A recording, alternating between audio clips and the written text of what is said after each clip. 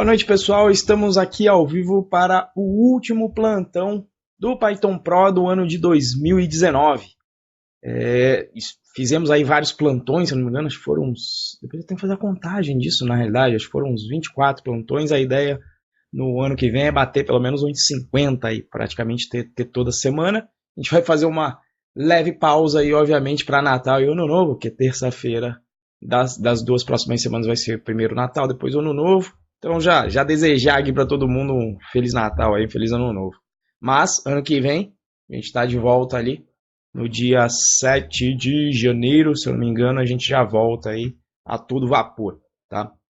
Bom, se você quiser participar aqui desse plantão, eu deixei o link aqui embaixo. Esse plantão em geral participa quem faz o nosso módulo gratuito, o Python Buds, onde você vai aprender o básico de programação Python, procedural e orientada a objetos, enquanto você implementa aí uma versão do jogo Angry Birds. Esse módulo é gratuito, o link está aqui embaixo. Se você já tem um pouco mais de experiência, quer aprender como construir aí um repositório profissional em Python, utilizando as ferramentas que costumam ser utilizadas aí no dia a dia, como Git, pip, virtualenv, integração contínua, teste, mock, então tem um curso aqui intermediário também, para você, que eu deixei o link aqui na descrição desse vídeo. Tá?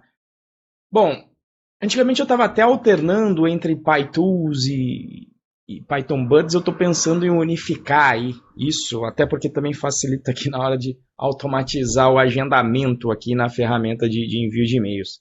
E aí eu vou deixar, até já unifiquei na realidade, deixa eu até fazer aqui o screenshot, até já unifiquei pelo menos o post de perguntas para ficar em um lugar só.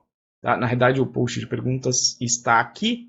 E tinha até uma pergunta aí do Gilson, né, sobre teste Selenium. Essa daqui eu vou deixar para o ano que vem, Gilson. Se tiver aí mais light, vou deixar essa para o ano que vem. Deixa eu voltei. Para eu conseguir ver o chat aqui de vocês quando vocês digitarem. E aí, na realidade, já tinha uma pergunta que o pessoal tinha mandado e eu tinha marcado dentro de uma das aulas do Python Buds, né? Nessa aula em que a gente faz um exercício de contagem de dicionário.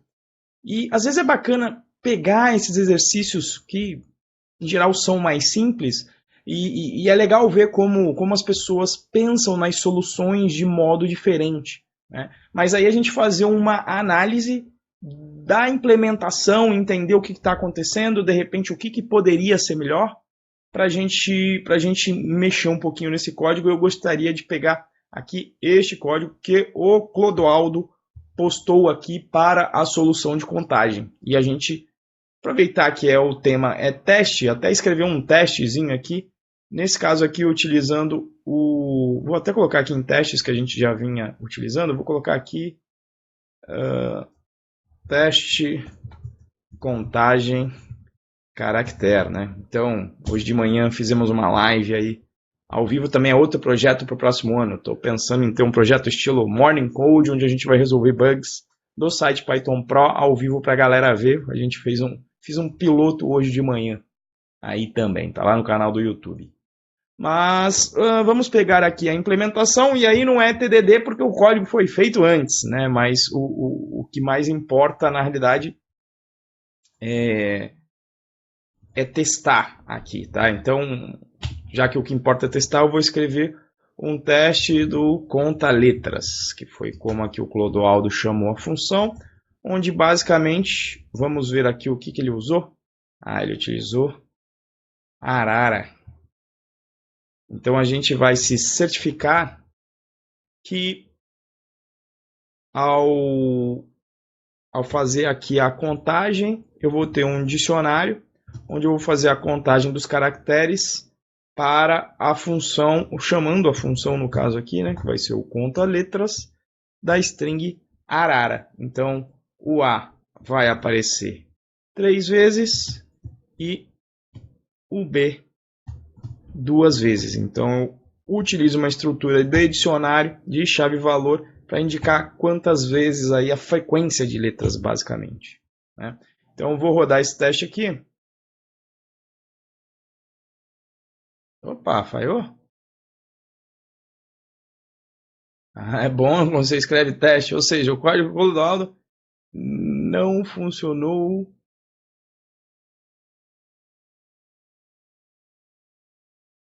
Eu nem sei por quê. O que, que ele colocou? Ah, ele colocou, ou seja, aí deu para ver até, na verdade, nem não está correto então aqui o código, né? Porque o Clodoaldo ainda juntou, como ele não utilizou teste, né? Então veja que eu nem sabia, ó, eu não executei o print dele, assumi que estava funcionando, então foi utilizada uma outra estrutura de dados aqui, ó. Entendi até que por isso que ele está dando o append aqui. Então vamos mexer um pouquinho nesse código e vamos brincar com as estruturas básicas aí. Tá errada a letra? Ah, é R também, né? Tá certo. Eu também errei aqui na escrita do teste. Verdade, muito obrigado aí, Rafael. Mas mesmo assim ainda é estrutura de dados diferente. Aí não, assim, a lógica até tá certa, mas veja que a estrutura de dados é tudo, né? Porque em geral, quando você tem a contagem de caracteres, você vai querer apresentar isso num gráfico, você vai querer saber, dada uma letra, qual foi a sua frequência. Então, quando você tem esse tipo de estrutura aqui, dado um valor, você quer chegar em outro, né? E esse valor é esparso, não é um valor, não tem a ver com a ordem dos valores, não é um primeiro. Se for um primeiro, segundo, terceiro, faz sentido você utilizar uma lista. E se ela for contígua, né? Ou seja, vai do 1 ao 10, beleza, usar uma lista, ok.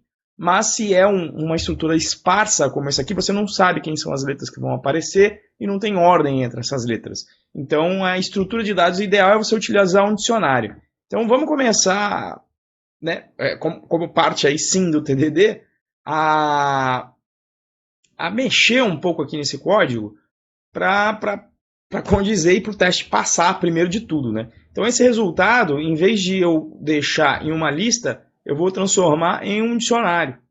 E aí no momento em que eu coloco aqui no dicionário, eu vou fazer o quê? Ó? Eu tenho que alterar a estrutura. Em vez de dar um append, eu vou querer pegar esta contagem aqui de letra, deixa eu ver, ele colocou letra mais o count, né?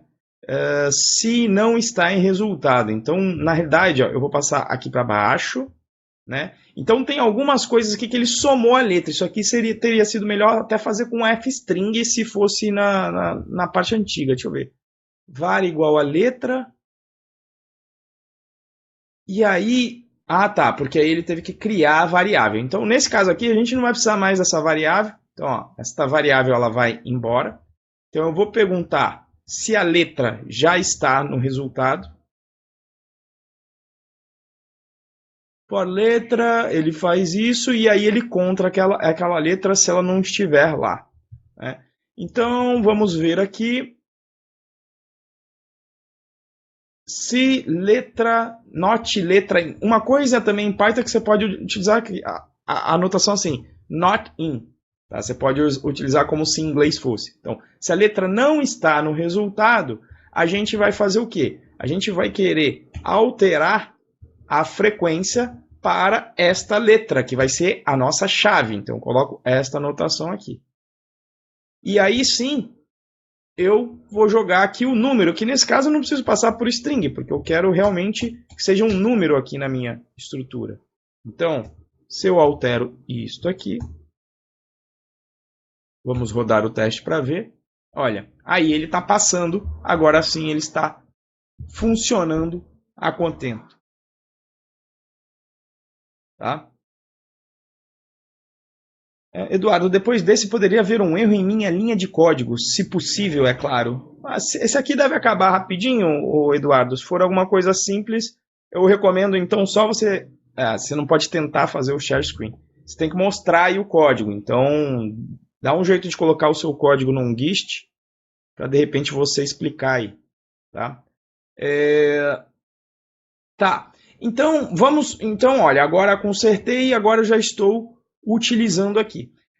Utilizando a estrutura. Uma coisa aqui que eu tinha visto de início, eu falei, ué, por que ele transformou a string em uma lista, né? E aí eu vi que ele foi justamente iterar nas letras de uma lista. Vamos entender aqui embaixo? Ó. Deixa eu abrir aqui o console.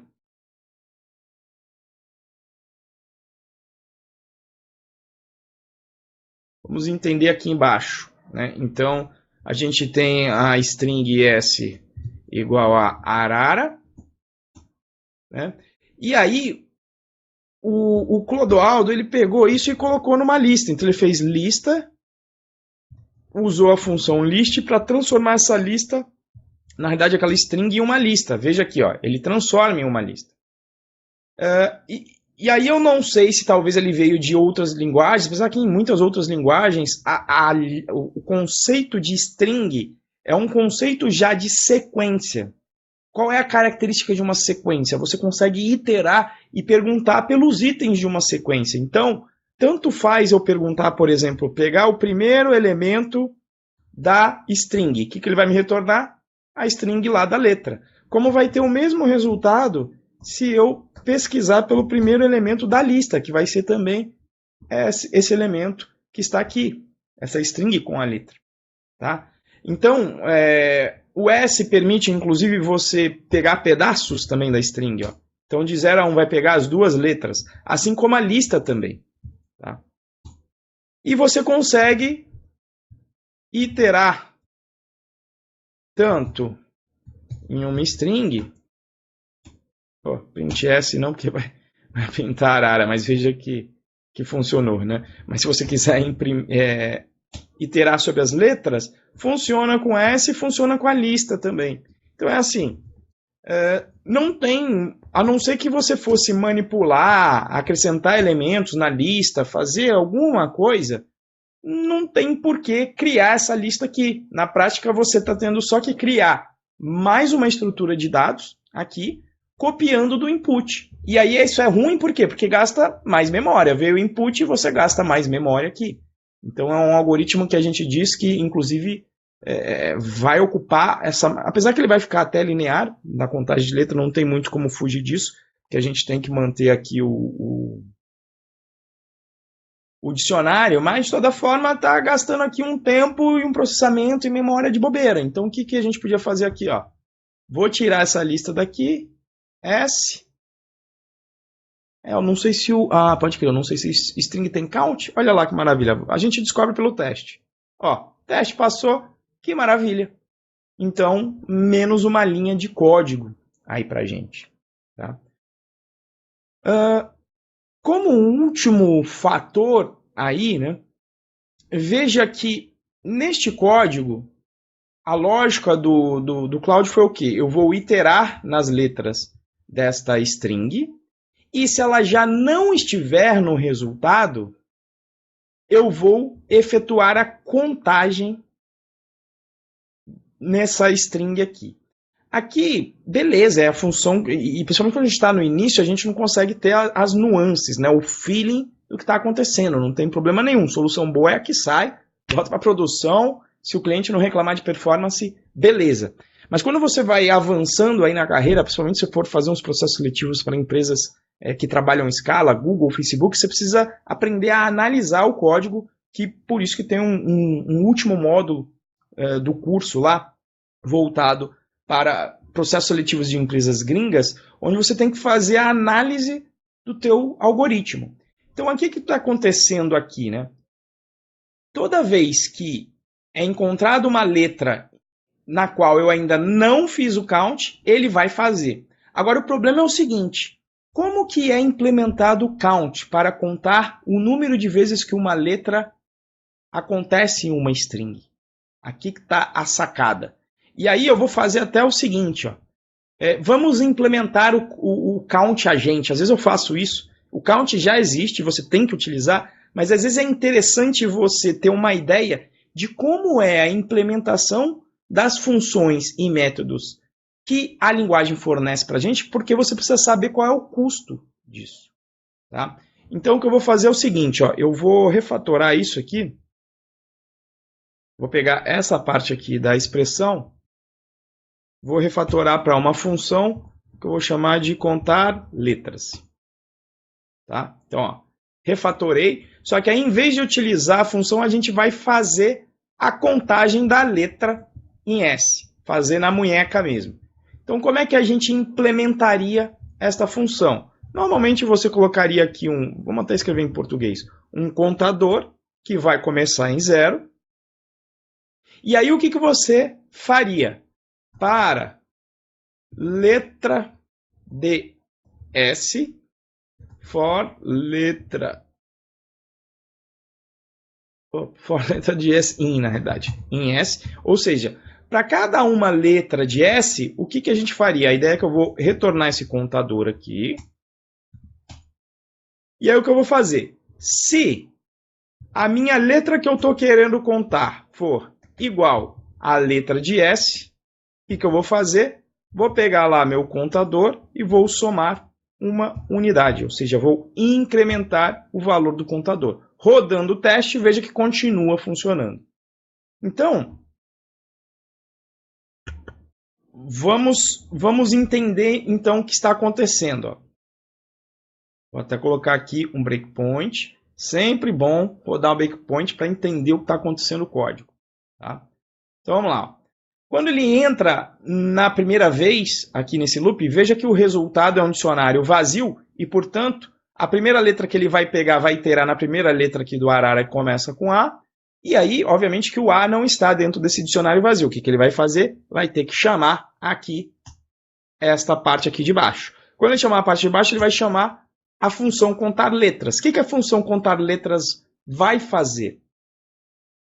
Ela vai iterar sobre toda a cadeia de arara. Ou seja, olha, ele vai passar, letra de S vai ser primeiro A, que é o primeiro A de arara, e aí como é igual, ele vai contar, maravilha. Agora ele vai para o R de arara, aí ele não vai contar, porque não é igual ao A que a gente está contando, mas ele iterou, isso gastou processamento.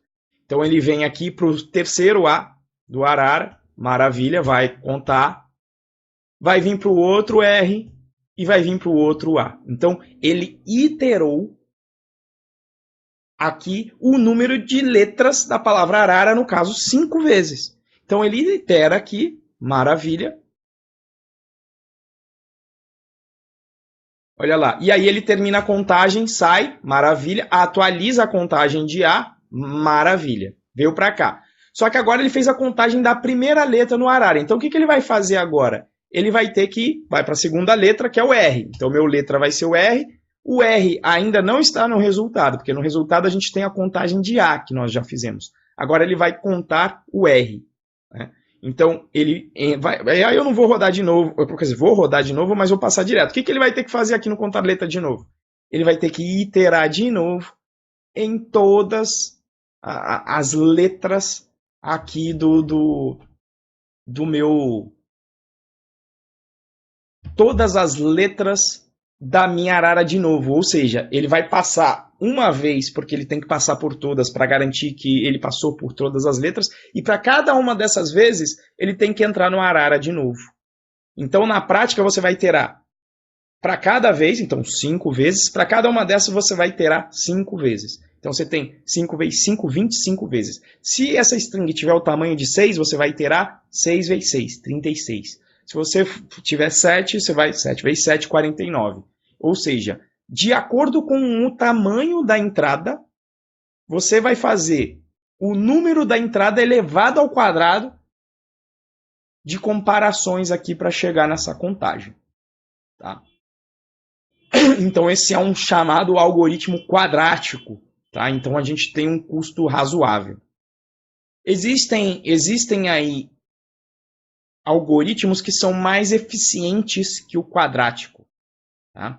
E aí vamos fazer aqui essa análise desse problema aqui. Então agora, em vez de... E aí qual que está sendo o problema, né? Tipo, se você já passou pelo A, você não precisaria passar de novo por todas as letras A, ter que iterar sobre todas as letras da string de novo. Esse está sendo o problema desse algoritmo. Tá? Ele resolve o problema, mas ele não é eficiente. Então, qual seria uma outra forma? Uma outra forma seria o seguinte.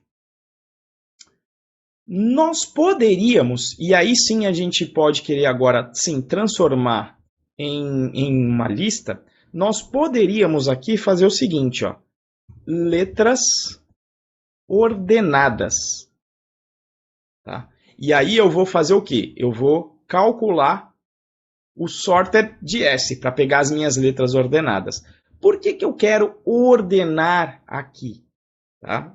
Vamos colocar aqui as letras ordenadas. Porque se eu ordenar, ou seja, ele vai pegar ali o arara, ele vai jogar os 3 As para frente e os 2 Rs para trás. Então, em vez de ter que passar contando, toda vez eu pego para cada letra, eu conto de novo, eu não preciso fazer isso. Qual que vai ser a lógica aqui? Já que agora está ordenado, a lógica vai ser o seguinte: eu pego uma letra aí qualquer, a primeira letra pode até ser, posso começar com aquela letra, né? E aí o que eu vou fazer? Eu vou iterar uma vez só pela string. Se a letra que eu estou lendo a posteriori, né, depois dessa primeira letra, se essa letra depois for igual à anterior, então eu vou incrementando a contagem daquela letra, até que mude de letra. Quando eu chegar numa nova letra, eu começo uma nova contagem. Vocês entenderam isso aqui?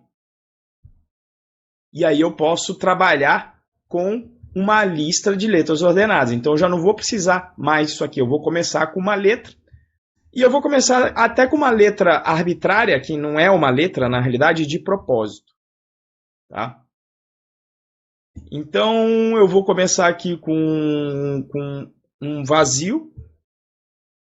E aí qual que vai ser a lógica? Né? Eu vou até chamar assim, ó, letra anterior. Tá? Ou seja, vou ter uma letra anterior, ou posso até para indicar que realmente não tem nada a ver com letra, vou dizer que é um known. Aqui. Tá? Então o que eu vou fazer aqui agora no meu letras ordenadas? Tá? Vou fazer o seguinte.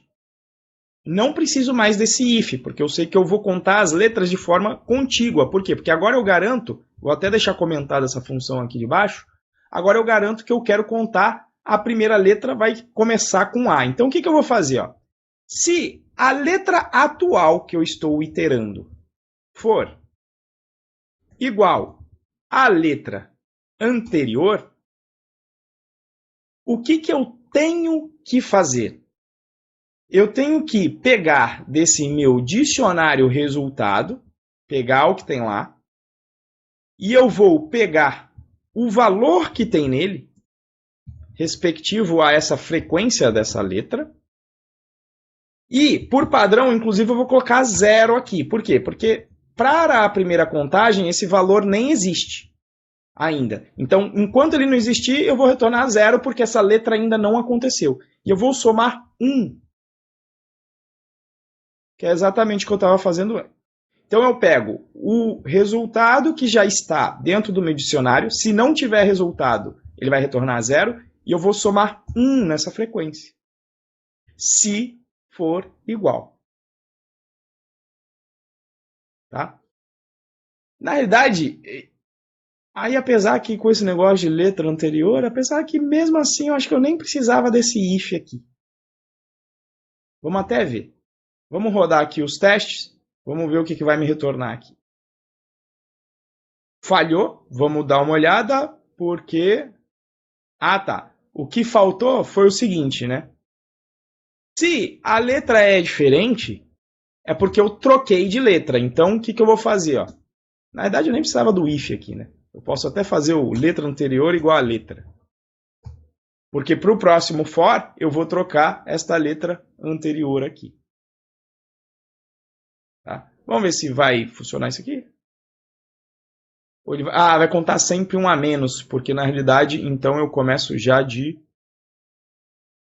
apesar que ele não funcionaria para 1. Na verdade, eu nem preciso colocar o if. Ó. Se eu fizer isso, eu acho que eu nem preciso de letra anterior. E eu simplesmente incremento aqui. Deixa eu ver aqui. Acho que só assim já funciona. Olha, uma maravilha. Tá? Então, o que eu estou fazendo aqui? Ó? Veio uma letra, eu pego a contagem da frequência e somo isso aqui. Na verdade, agora eu nem usei o sorted, né? Eu ia usar para alguma coisa e ia ficar mais complicado, mas nem eu estou utilizando o sorted. E se eu deixar com esse sorted aqui, o sorted é um algoritmo que ele tem a complexidade de n vezes log de n. Tá? Então ele é melhor do que o quadrático, mas ele seria pior se eu tivesse que iterar só uma vez.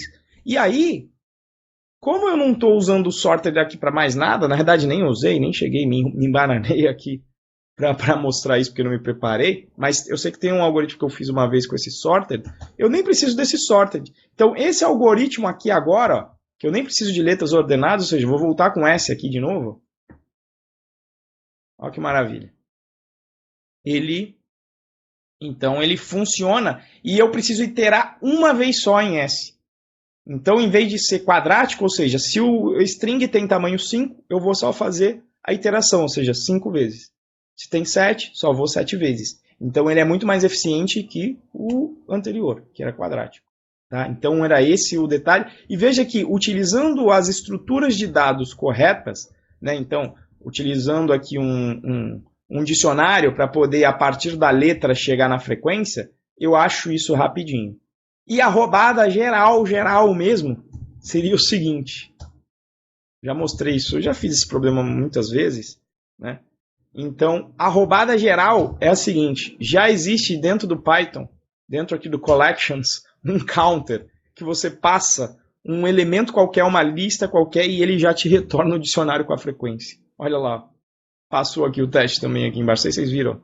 Vou executar de novo. Ó. Executando de novo. Passou. Então, o counter seria a forma mais pythônica de fazer esse cara. Veja que o nosso código aqui, ó, virou uma linha só.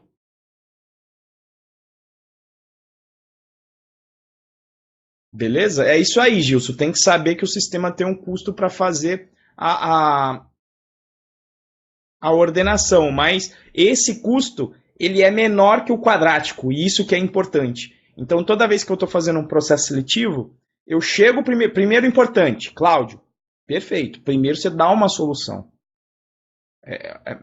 Então, entre ter uma solução ineficiente e não ter solução, melhora uma ineficiente. Então, primeiro você resolve do jeito que der.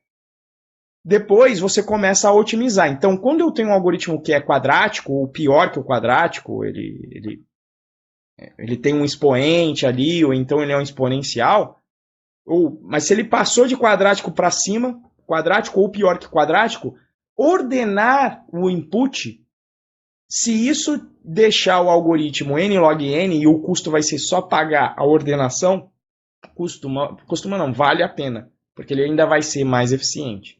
Né? Agora, se conseguir diminuir ainda mais a eficiência, como esse daqui é o chamado algoritmo linear, aí melhor ainda. Mas o que eu queria mostrar é isso, sabe? Antes também, às vezes, de você fazer uma solução, obviamente que para treinar é bom você fazer, igual eu fiz lá o algoritmo do count, para a gente ter uma ideia de quanto o count custa. Né? Então, o count custa quanto? Você tem que, para você contar um elemento dentro de uma sequência, você tem que iterar na sequência inteira. Então, o custo é linear. Então, a gente tem que saber esses custos, mesmo que a gente use as funções embutidas da linguagem, como foi o caso ali do sort. A gente tem que saber quanto custa. Como saber qual é aí, Gilson, eu recomendo você que está na turma, dá uma olhada lá no módulo isso chama análise e complexidade de algoritmos. Essa matéria que é dada, isso em geral é visto inclusive em faculdade. Na verdade, na minha época a gente via só um pouquinho.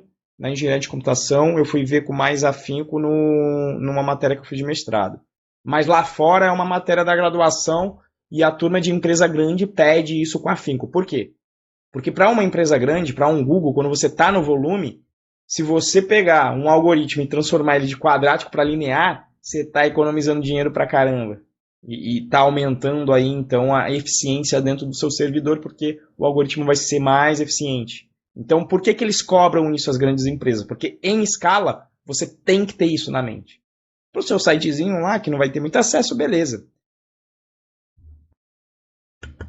Ter essas ineficiências não vai atingir o seu negócio, né? Não vai ser relevante para o seu negócio. Agora, quando você vai para a escala, quando você vai para Google, Facebook, Amazon, enfim, todos os sites com alto tráfego, isso aqui é importantíssimo. Às vezes é a diferença entre o algoritmo ser viável ou não. Tá? E aí existe toda uma teoria sobre isso que eu tentei fazer um resumo lá no módulo de entrevistas técnicas, né? Para você se preparar para esse tipo de questão. Por quê? Porque basicamente eu poderia ter chamado o módulo de estrutura de dados e análise de algoritmos. Só que se eu chamasse desse nome, ninguém ia querer fazer. Então eu preferi trazer o cunho prático e eu mesmo só fui aprender isso com afinco quando eu fui fazer os processos seletivos e aí eu tive que fazer na marra. Em geral, quem estuda bastante análise de algoritmos é quem costuma participar das Olimpíadas de Informática. Nas Olimpíadas de Informática, o seu algoritmo tem que responder em um determinado tempo. Então, essa turma costuma utilizar justamente essas soluções, as mais eficientes, e saber fazer análise desses algoritmos para poder prover as soluções eficientes para esse tipo de Olimpíada. Tá? Pois é, tá longe ainda, mas assim, nada impede de depois de terminar o Django você poder dar uma olhada lá, né? Depois, os 3 primeiros módulos eles são sequenciais, eu recomendo ver na sequência.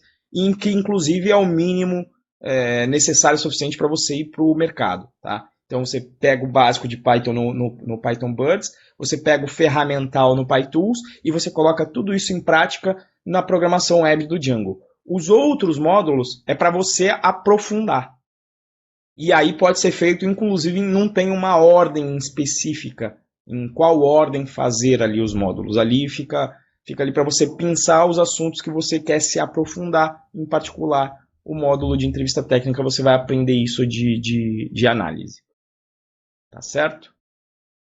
Bom, isso é o que eu queria mostrar e foi bem rápido mesmo, meia hora. Gilson, eu só não vou abordar o assunto teste aqui porque aí a gente realmente eu acho que a gente depende de é bom fazer em uma aula inteira. Apesar que eu acho que eu já brinquei em alguma live de colocar o Selenium para rodar. Tá? E uma vez que você tenha colocado o Selenium para rodar, a única coisa para aquilo virar um teste funcional é você fazer asserções com o Selenium. Então integrar ele ali com o PyTest de alguma forma. Eu não sei se o Eduardo tem aí o que era o código, Eduardo. Se você por acaso tem aí. Falar iteráveis em que sentido? Sejam.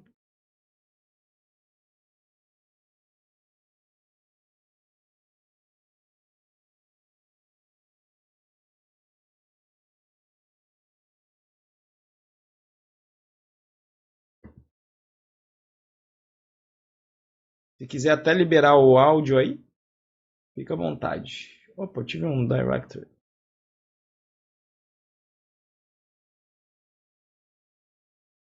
Ah, ouvi aqui que o Eduardo mandou aqui um. Mas o Eduardo saiu da reunião, aí complica. Então aí não tem jeito, Eduardo. Geradores, o que é um objeto iterável? Vixe, isso daí você também tem lá no módulo. Na verdade, estar longo e lá no módulo do objetos pythônicos, se eu não me engano, os iteráveis, tá? Deixa eu te mostrar aqui, ó. Essa já começa a ser justamente a parte de aprofundamento, tá? Essa parte dos módulos ainda estão num formato antigo de quando a gente dava aula ao vivo, ó. Coloquei até aqui, ó. Isso aqui é novo ainda, é a parte que eu cheguei a gravar aqui do módulo de objetos pythônicos. Isso aqui tem as aulas antigas aí. E aí, tudo objeto, mutabilidade, iteração, ó lá. Então, recomendo, ô Gilson, antes de entrar aí numa live, porque o assunto é extenso também, ó. Começar aqui, ó, desse cara. Ó. Tem aqui, tem iteração, protocolo de sequência e tem na verdade, ó, são 3 aulas e elas levam um tempinho, tá, para explicar com profundidade, mas também porque era ao vivo. Quando eu fizer isso aqui gravado com roteiro, vai ficar melhor. Então, deixa eu ver quanto tempo elas têm aqui. Ó, 1h03, quando a coisa começa.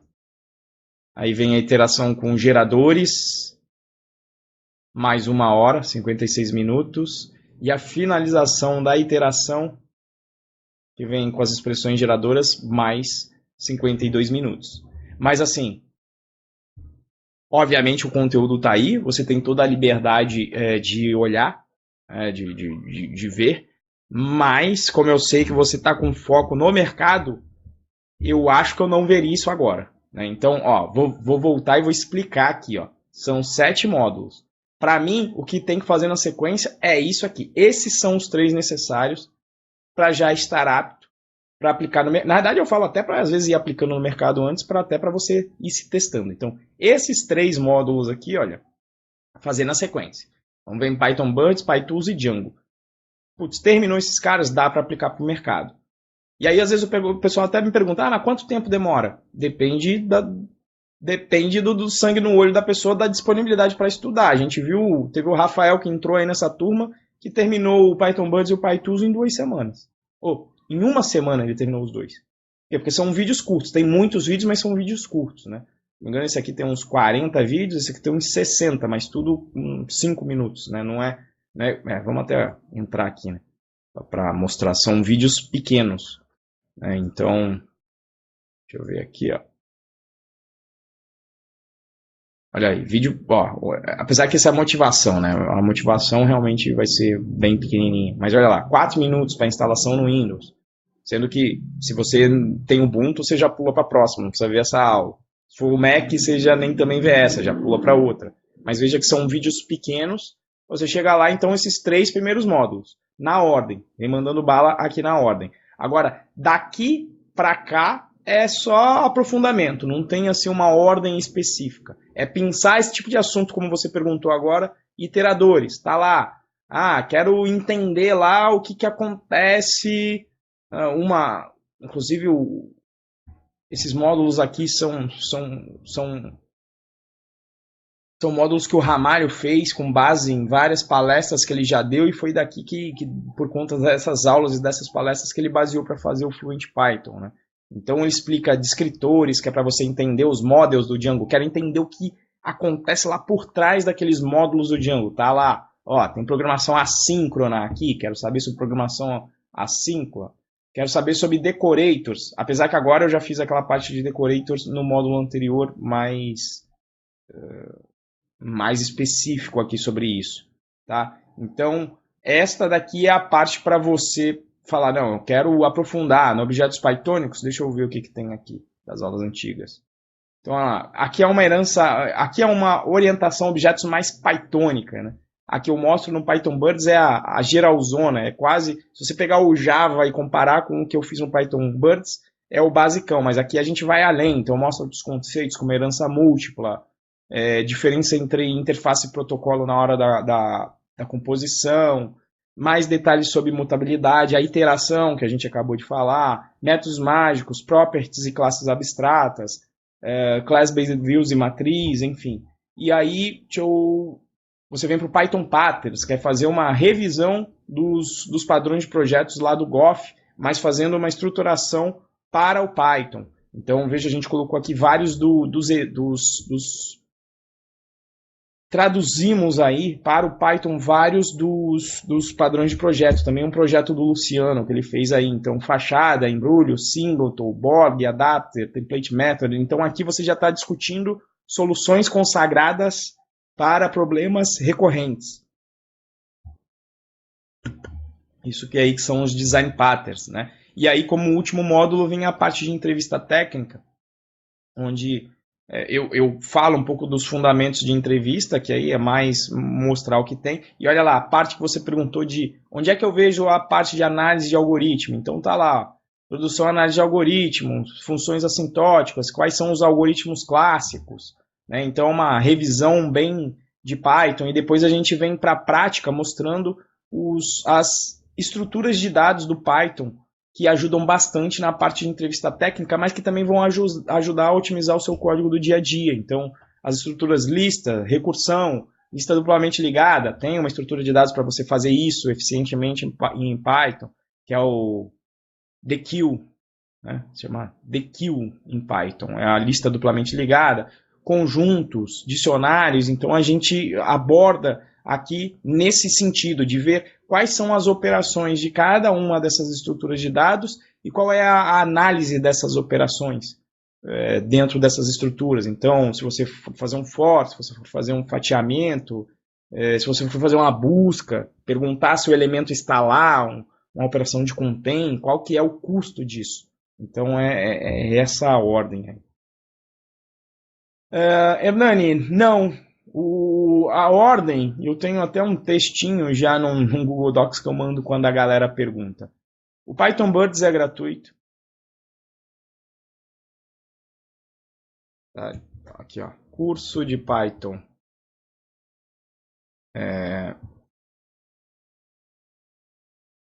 Grátis. Então, Python Birds é gratuito. É este primeiro módulo aqui com essas aulas.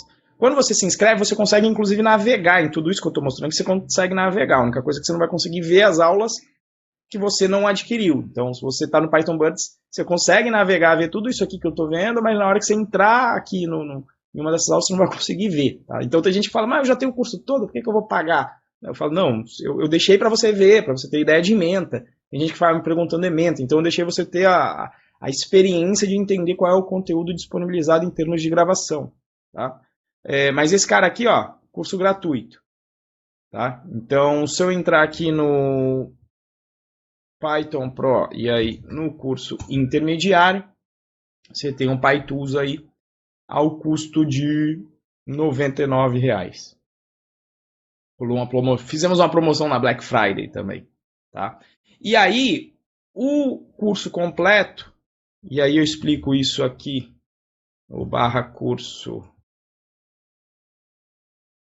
Na verdade, acho que deixou de ser curso completo. Na verdade, ele virou inscrição, que é mais curto.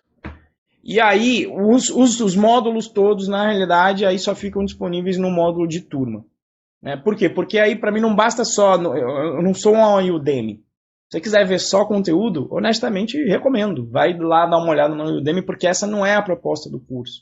O Gilson, que está aí, sabe. O pessoal que está participando sabe. A proposta do curso é o quê? É interação, porque é nessa hora que você vai pegar outras dicas, você vai estar no meio do seu projeto Django, você vai precisar de ajuda. Então, mesmo que eu liberasse, ia ser complicado, eu não vou conseguir dar atenção para todo mundo. Então, eu prefiro fazer no modelo de turma mesmo, onde a gente se encontra ao vivo para discutir projeto, para você poder postar suas dúvidas sobre o Django e para discutir até outras coisas também relacionadas ali à parte de entrevista técnica, que tática de negociação salarial, como é que eu aplico para o mercado. Então, é um bate-papo, você vem fazer parte de uma comunidade. Então, por isso que os outros módulos eu não deixo disponível, porque eu não tenho intenção nenhuma em competir com a Udemy, porque, na minha opinião, curso gravado é commodity. Se você depende de curso gravado, é uma época que eu estava até pensando, né? Teve uma época que eu fiquei pensando para fazer o curso e pensei na Udemy, e aí o pessoal reclamando, putz, você coloca o curso na Udemy e já está pirateado, né? E aí, assim, se o valor está só no curso gravado, realmente você está lascado. Vão piratear, porque é commodity. Praticamente você gravou, não tem muito o que se fazer ali, né? Agora, aqui não, né? O valor está, na realidade, na comunidade, né? Então, acho que um dos exemplos clássicos disso, né? O Eric, que entrou nessa turma. Só que ele já tem experiência, obviamente, tá? Mas o Eric entrou, aí por conta dos contatos internos dentro do próprio Python Pro, já se empregou lá na semana. Até falou, pô, não esperava, tal, mas já tinha experiência, tinha gente precisando. Então, tem uma galera que tem empresa, que tem freela, que também faz parte da comunidade, pronto. Está lá empregado. Então é essa experiência que eu tento passar para a galera, mas é uma dificuldade de explicar. E é engraçado, é só quem entra para entender o que é essa interação. Então cadê? É o grupo no Telegram, o pau comendo o dia inteiro. Cadê? Ó. Agora tá light. Acho que o pessoal tá aqui, mas ó, é mensagem, um pau comendo o dia inteiro. Às vezes você entra aqui, tem umas 200 mensagens da galera trocando ideia sobre problemas e etc. Tá? Então, é assim. Realmente, os outros módulos eu prefiro deixar nesse formato, porque só o módulo eu acho que não vai te ajudar tanto. O impacto não vai ser o que eu gostaria, e também eu curto de conhecer a galera, saber as histórias e trocar uma ideia. Opa, obrigado aí, né? Deixa eu colocar aqui, Jus. Né? O Gilson tá falando, pode ter certeza que não é papo de vendedor, ele realmente faz tudinho que tá falando. Gilson, é assim, para mim, esse mundo de web, o cara perguntou, teve uma vez que a gente tava... Ah, e tem um evento também, né? A gente tem um evento, quando você participa da turma, inclusive lá nos primeiros dias que eu abro a matrícula, eu dou o ingresso gratuito para essa galera, que é um evento para pegar empresas e colocar em contato com os alunos aí do Python Pro. E na realidade a gente está pensando até em abrir o evento para todo mundo, mas obviamente que dando essa preferência para os alunos de dentro do curso, para colocar a galera no mercado mesmo. Então é assim, eu acho que nessa era de web, quem não agir com integridade, não entregar hoje, antigamente a gente podia ser muito maltratado por empresa, né? Mas hoje em dia, tendo redes sociais para você colocar a boca no trombone, quem não for íntegro, quem não entregar o valor que está se propondo a entregar, vai dançar. Vai estar num Reclame Aqui e não vai durar muito tempo, né? Ou a picaretagem não vai durar muito tempo. Foi uma pergunta que uma vez, durante uma live, alguém fez, como é que eu garanto que vocês não são picaretes? Eu falei, dá uma olhada no canal do YouTube, quantos vídeos tem lá, tem uma porrada de coisa, dá uma olhada para ver se meu nome tá lá no Reclame Aqui. Né? Então, quando eu coloco a cláusula lá, cláusula de felicidade garantida, que é o que está explicando aqui, 30 dias, você tem a opção 30 dias, você compra o curso, você pode acessar todo o material, ver a interação toda, não gostou, toma o dinheiro de volta. E já aconteceu? Já aconteceu.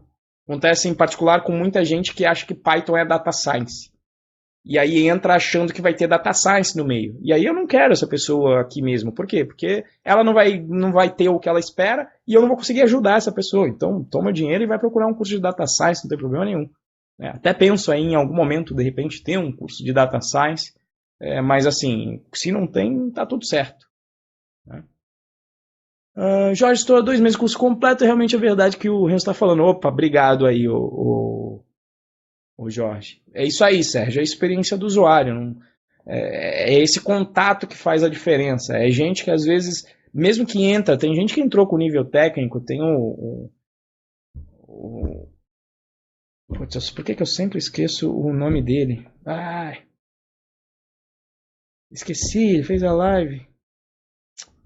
Putz, esqueci o nome do menino agora, mas pô, já mandava bem, já trabalhava com data science, veio para aprender um pouco de Python, aprendeu a parte de engenharia de software, de teste, que é o que às vezes a galera que já sabe data science vem buscar a parte que falta para a galera de data science, que é engenharia de software, teste de software, como é que eu empacoto e entrego para o meu cliente, em vez de vender lá só um script não, mas só o meu modelo e vai rodar lá, como é que eu vendo isso como serviço? Então, às vezes, as pessoas vêm procurar por conta disso. E aí você vê o cara que vem, às vezes, a gente conversa lá no fórum sobre estratégia de negociação salarial e você vê o cara começar a ganhar 5 vezes mais por causa disso. Então, e não tem, obviamente que eu não estou falando que vai acontecer sempre, mas aconteceu já algumas vezes. A pessoa dá um salto na carreira porque na bolha em que ela está metida naquele momento não tem a pessoa que com mais experiência, que já passou um pouco mais de mercado, fala, não, cara, dá uma investida, dá uma lida aqui nesse link aqui sobre negociação salarial, como é que você faz processo seletivo, como é que você ganha mais, que não tem só a ver com estudar, a gente já abordou isso até em um podcast. Então é por causa disso que eu deixo esses caras fechados para realmente aqui é o salto seguinte. É o salto, vem participar para você entender e para você realmente, para eu poder te entregar esse valor. Porque se não tiver o contato, não adianta. Tá?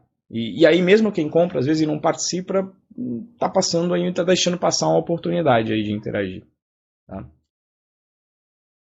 Boa noite, estou começando... não colocou o nome, tá Guest 1 aqui, né? Estou começando devido à correria do dia a dia, ainda nem comecei. Então... Isso é uma dúvida.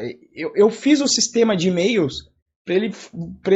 Eu fiz a seguinte conta. Falei, olha, a pessoa vai ter que se dedicar de 3 a 5 horas por semana. Se ela se dedicar assim, ela vai demorar para fazer o primeiro módulo 4 semanas e o segundo 6 semanas. O de Django eu ainda preciso terminar o módulo para saber quantas, mas eu estou chutando que talvez seja umas 10 semanas. Ou seja, se dedicando 5 horas por dia, onde se dedicar é o quê? Assistir, mas praticar. Se não praticar, não vai aprender. Não adianta ficar só vendo vídeo, não vai aprender se só ver. Tem que praticar, porque é na hora que der a merda praticando que você vai aprender. E colocando e interagindo com a galera, tirando as dúvidas com a galera, para também não ficar 3 horas num erro, e isso acontece direto, a galera sabe lá no grupo, Ah, eu tô aqui 3 horas parado, não sei o que tá acontecendo. Eu falei, manda o código aí. A pessoa manda, ó, troca essa linha aqui que tá tudo certo. Então é para otimizar também esse teu tempo de estudo. Mas as contas que eu fiz eram essa: 4 semanas se dedicando 4 horas. O curso é vitalício, você tem acesso a todo o material, pode participar de quantas turmas você quiser se você estiver no curso, ou se você comprar o PyTools, ou o Python Buds. Às vezes a galera, não pude começar, o que eu faço? Eu falo, não, tá beleza. O acesso é vitalício. Só que esse acesso vitalício tem uma desvantagem, na minha opinião. É que eu considero que muitas pessoas são procrastinadoras por natureza. Tá? E eu sempre falo isso na primeira aula. Não adianta só se inscrever no curso achando que se inscreveu vai dar tudo certo. Não. Tem que ter a sua parte de fazer o curso. E esse fato de eu deixar vitalício tem a flexibilidade de você poder encaixar o curso à sua vida e não o contrário, encaixar a sua vida no curso. Mas o problema às vezes é isso. Eu recebi e-mail direto, o sistema vai mandando e-mails automáticos. Tem gente que às vezes nem percebe que o e-mail é automático, ela acha que eu mando, mas aí me mandam, mas eu respondo. Todas as respostas eu realmente recebo as respostas por e-mail e respondo. E a pessoa, não comecei por causa disso. Fala, não, tá ok, mas a única coisa é que você tem que ficar ciente, o acesso é vitalício, mas enquanto você não fizer, o resultado não vai vir. Se você fizer, aumentam as suas chances, mas a certeza é 100% de chance. Se você não fizer, é 100% garantido que nada vai acontecer. Você tem que fazer sua parte. Então eu fico, às vezes, só com essa cruz ou a espada. Você deixa o conteúdo vitalício, mas tem gente que se não tem o deadline lá, a pessoa não se disciplina a fazer. Então, assim, fica a mensagem para quem tiver independente no curso pago ou gratuito. Se não fizer, aí complica, não tem jeito. Né? Inclusive, né, uma das razões de eu ter feito aqui, ó, no perfil de vocês, tem aqui o dashboard. No dashboard tem o histórico, né, do que você fez, qual vídeo você viu, olha lá, quanto tempo você gastou no vídeo e em que ponto você parou dele. E aí eu quero fazer algumas coisas com esses dados, né, obviamente compilar para ter qual foi a porcentagem de conteúdo que você fez, e depois até gerar um certificado baseado nisso, né? Então vai ser um certificado, olha, o Renzo fez o módulo PyTools, sei lá, o Python Birds de Python procedural e orientado a objetos, viu essas sessões aqui em tantos por cento. E quanto tempo que ele fez aqui, quanto tempo ele se dedicou. Né? E eu também quero fazer com isso uma funcionalidade também de, na hora que você entrar na aula, ter a opção lá de continuar de onde parou. Né?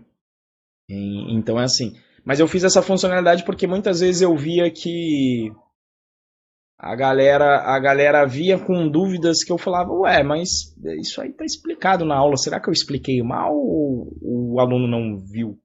Então aí com esse histórico aqui eu consigo puxar a capivara quando eu vou conversar com os alunos e falar, ó, não tem jeito. Como eu estava até, acho que discutindo no grupo aberto que tem do curso, que é o Galera Python Pro, que eu falei, teve vezes da pessoa tá com dúvida, tá falando que tá difícil no mercado, na hora que eu entrei lá, no mês que eu peguei a capivara, tinha 5 minutos de vídeo assistido. Eu falei, os 5 minutos de vídeo assistido, se você conseguir resultado, você é o MacGyver aí, é um ninja mesmo, porque com 5 minutos não tem jeito, sabe? Na vida é disciplina. Disciplina é o que vai te levar pro sucesso. Né? Talento só dá uma otimizada aí, mas disciplina ganha de talento todos os dias. Tô cansado de ver gente genial que não chega lá porque não é disciplinado.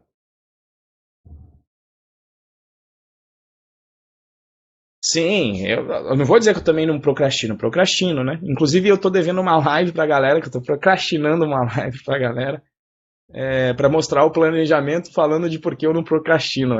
Acho que essa é a maior ironia dessa live. Mas porque existem outras prioridades, outras entregas que eu tenho feito, né? Em particular, a produção dessa última turma aí deu um trabalho muito grande para mim e para o Moacir. Então, mas a gente entregou e fez o lançamento da turma. Né? Renzo, você fez o commit do teste que executou no exemplo? Não, deixa eu fazer aqui. Ah,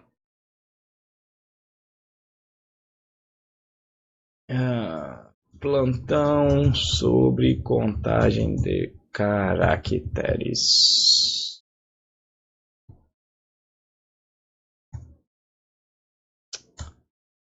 Não funciona mais o atalho. pessoal do PyCharm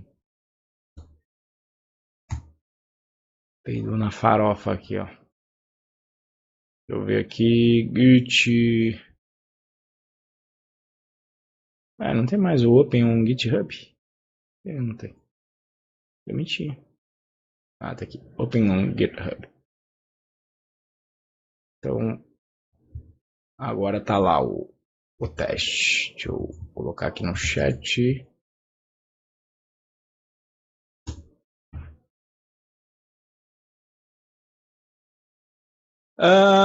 Então, na verdade, quando você vê os vídeos várias vezes, ó, vou emular aqui. Boa pergunta.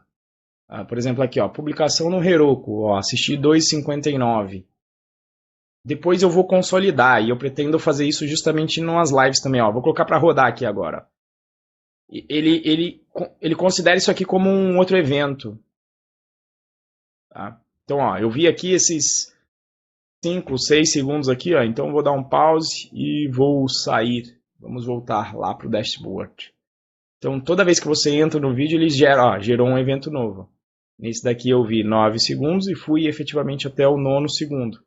Então, depois vai ser, eu vou pegar no banco de dados, obviamente, eu vou fazer o quê? Eu vou consolidar esses caras, mas já tá, a lógica já está na cabeça, né? Ou seja, eu vou somar os tempos que você viu e vou somar os tempos que você viu e vou também pegar o máximo disso aqui, o máximo disso aqui vai ser o ponto que você parou, né? O máximo entre esses dois tempos. Então vai ser legal para fazer umas queries mais rebuscadas aí com a RM do Django. Estou precisando também para estudar isso, então vai ser uma boa para mim também. Beleza, galera? Renzo, você não consegue umas licenças do PyCharm educacional na faixa? Na realidade, eles me prometeram faz muito tempo, eu vou correr atrás disso no ano que vem. Eles me prometeram, na realidade, licenças profissionais com validade de 3 meses. Porque o problema da educacional é que você não pode fazer nada para ganhar. Né? Então, assim, e eu sei que eles estavam vetando um pouco. Antigamente a gente tinha as licenças educacionais, quando eu dei aula na FATEC aqui de São José, a gente tinha. Mas a outra opção também é utilizar o VS Code. Né? Eu mesmo, ó, tá aqui, estou com ele instalado, comecei a brincar um pouquinho com ele. Eu, honestamente, se eu fizer quando eu for dar uma repassada nos vídeos, eu estou pensando se eu não vou utilizar o VS Code. Por quê? Porque, primeiro, que é gratuito, e segundo, que o PyCharm ele é pesado. Então, para os alunos que não têm condição de ter uma máquina mais parruda, ali com uns 8 GB, eu sei que o PyCharm é pesado. Então, eu tenho pensado honestamente em aprender, tenho aprendido um pouco aí do VS Code, para poder ensinar aí.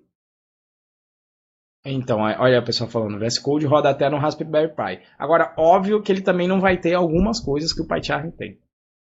Então, ele consegue debugar, você consegue fazer uma porção de coisa, mas eu não sei se ele faz um autocomplete template do Django, não vai fazer uma conexão direto com o banco, não é uma ferramenta com tudo que tem. O PyCharm realmente você acessa o banco.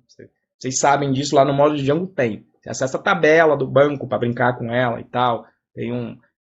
Consegue acessar SSH, consegue fazer um diabo com PyCharm. Né? Então, por isso que eu... Assim, para quem é profissional que vem com a desculpa, mas ele é pesado. Porra, eu compro uma máquina de 16 GB para usar. Para justamente isso não ser a ferramenta não ser uma barreira para mim. Quanto é que isso aqui gera de dinheiro para mim? De tudo que eu faço, porra. O curso foi feito aqui.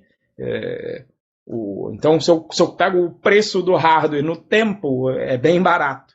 E penso em investimento. E é por isso que também eu pago o PyCharm. O que ele me dá de produtividade aí no dia a dia, e que é um problema para mim, de VS Code e outros editores. Eu pergunto, faz isso? Então, tem que instalar um plugin. Mas tem que instalar um plugin. Tu tem que instalar um plugin? Eu falo, mas aí daqui a pouco você tá com IDE e ainda tem que ficar instalando esses penduricalhos aí.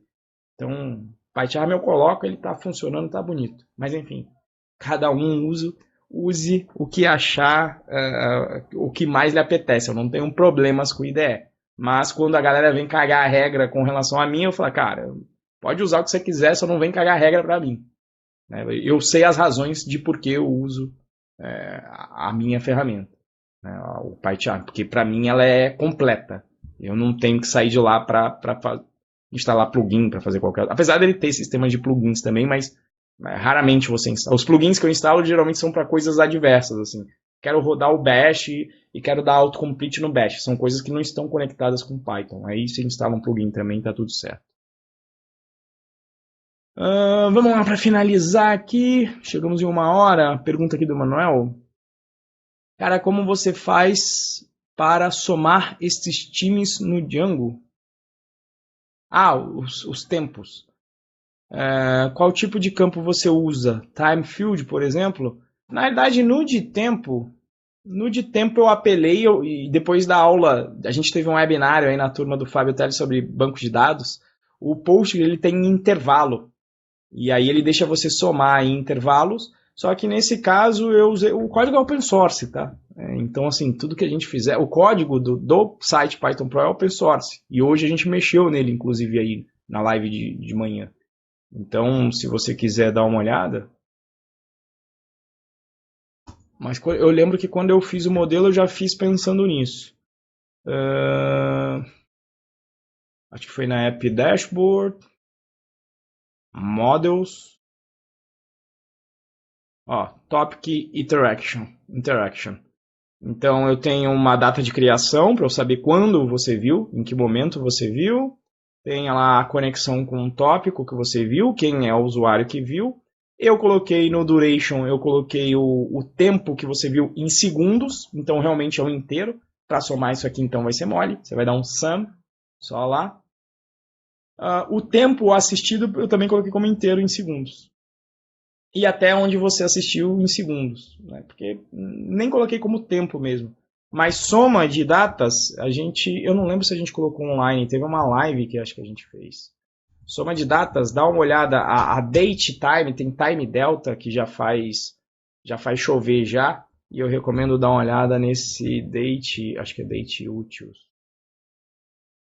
Assim, a padrão no date time já faz muita conta, já resolve muita coisa. Tá? Então, para as contas mais simples, em geral, a datetime já resolve bastante bem.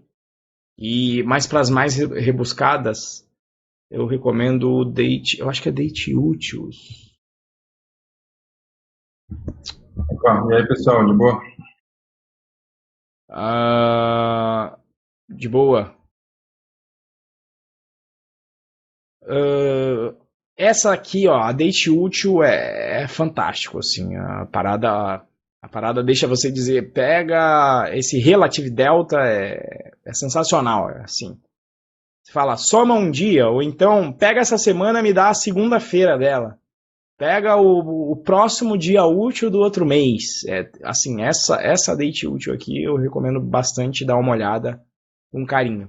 Sempre que eu vou trabalhar com operações com datas mais rebuscadas, eu utilizo ela, e foi justamente numa Tech Talk que o Davi Quast aí mostrou pra gente essa lib, e desde então, sempre que eu tenho problema de date time, eu vou para ela, porque ela resolve 99,9% das operações.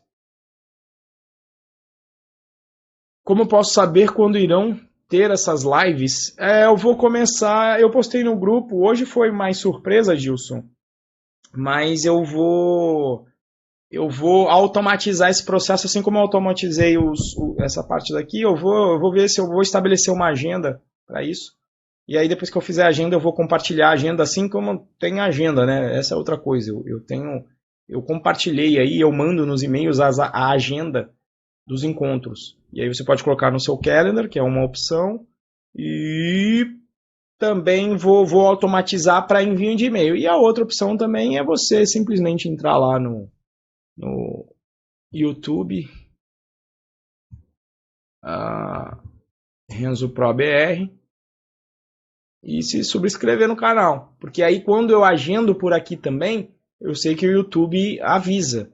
Inclusive, eu sou inscrito aqui no canal do Eduardo Mendes. Cadê? Volta e meia aparece lá as notificações para mim.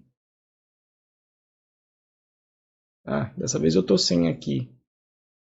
Olha lá. Então aí o próprio YouTube também manda e-mail, tá? Então quando eu coloco aqui, quando eu agendo, você já fica ciente também, se você se inscrever também no canal. Pois é só isso. Esse sininho não é muito confiável, mas eu também tenho uma automação. Eu já fiz essa automação agora, a gente mudou até de provedor aí de e-mail marketing para fazer essa comunicação com vocês. E eu automatizei para essa live, eu já automatizei os encontros da turma, então os e-mails que vocês recebem ali já estão automatizados.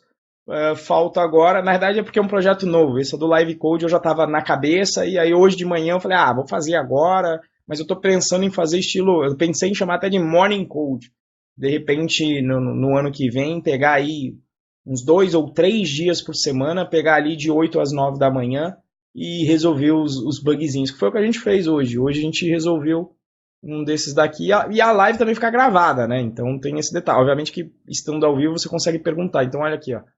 A live de hoje, 13 horas atrás, eu gravei, acho que foi 8 horas.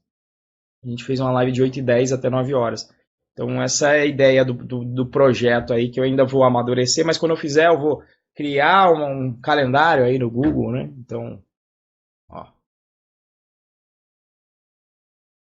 Eu criei e deixei como uma agenda pública isso aqui que eu tenho mandado nos e-mails, né? Então, ó, tem aqui o calendário da turma Bruno Rocha, ó, que já está o webinário aqui, ó, já está tudo, olha lá, o plantão aqui do Python Birds. Ó, já tirei inclusive do Natal aqui. Opa, plantão Python Pro, esse aqui tem que tirar. Isso aqui não vai acontecer. Essa aqui, na verdade, é a agendada do Blue Jeans, mas olha, o da agenda aqui mesmo, que é... Cadê, ó? Tirar os lembretes, deixar só o plantão Python Birds aí, ó. De 21, na semana que vem não tem porque é Natal, na outra não tem porque é Ano Novo, e aí voltaremos, olha lá, plantão de 21 às 22. Então, outra forma também de você ser avisado, ó lá. Se eu colocar aqui a turma Bruno Rocha, ó, o nosso encontro de segunda-feira. E aliás, não, isso, que vai até 10 de janeiro. Olha lá, em 10 de janeiro acaba os encontros dessa turma Bruno Rocha. E aí a gente vai fazer o planejamento e a preparação aí para a próxima turma. Beleza? Então, gente, é isso. Hoje foi rápido aí, foram mais dúvidas aí sobre o curso em si. Muito obrigado aí pela participação de todo mundo aí que está ao vivo. Deixa eu até colocar aqui para ver quem é. Ó o Eric aí, ó. Ó o Eric aí. O Eric é o que eu estava falando aí, que foi contratado na primeira semana e não esperava. Né? Só que, obviamente, não estou falando que você será contratado na primeira semana. Só estou falando que existe um ambiente de comunidade que você acaba conhecendo as pessoas e as coisas acabam acontecendo como aconteceu com o Eric. Inclusive, de repente, te chamo aí na próxima turma para fazer um webinário sobre como é que foi essa parada aí, Eric, para saber como é que tá desenrolando, tá? Então, deixa eu ver aqui a galera que tá online, o Ali, o Carlos, Emanuel, o Eric, Hernani, Felipe Santana, Felipe, Jorge, Gilson, Jorge, Júlio, Ricardo, Sérgio e Wagner. Wagner tá aqui sempre com a gente também. O Ali também estava sempre, deu uma sumida aí que o bicho deve estar pegando com um projeto lá, aí, né, Ali? Seu projeto novo. E agora está aí presente de novo. Tá certo? Então, pessoal, muito obrigado aí pela atenção de vocês. E relembrando, quiser participar, o link aqui do curso gratuito está aqui embaixo na descrição dessa gravação. Já está um pouquinho mais avançado. Tem aqui o link também para o curso intermediário. E agradeço bastante aí a participação de todos vocês. Já desejo aqui um Feliz Natal, próspero Ano Novo para todo mundo. A gente não vai ter os encontros na semana de Natal e Ano Novo, também para eu poder também recarregar as energias, mas ano que vem o bicho vai pegar, vai ter muito mais atividade aí, então vai continuar tendo os plantões de terça-feira, vão ter algumas turmas aí lançadas no ano que vem, e tem esse projeto aí, possivelmente chamado Morning Code, mas eu falei se a galera quiser dar um nome aí para o que a gente vai fazer de manhã, que é o codar bastante junto, para mostrar como é que é no dia a dia, principalmente porque eu aprendo com a galera. Hoje a galera me ajudou lá com um filtro que eu fiz de uma maneira tosca, falei que devia ter maneira melhor, a galera falou, não, faz assim, aí a gente fez e, enfim, aprendemos juntos, né? Então, ensinar é aprender duas vezes e isso é fatal para mim. Eu estudo muito mais justamente porque eu tenho que ensinar a galera aí e vou aprendendo muito com a galera também. Beleza? É isso aí, galera. Muito obrigado então pela atenção. Feliz Natal, próspero ano novo. Até 2020. Grande abraço.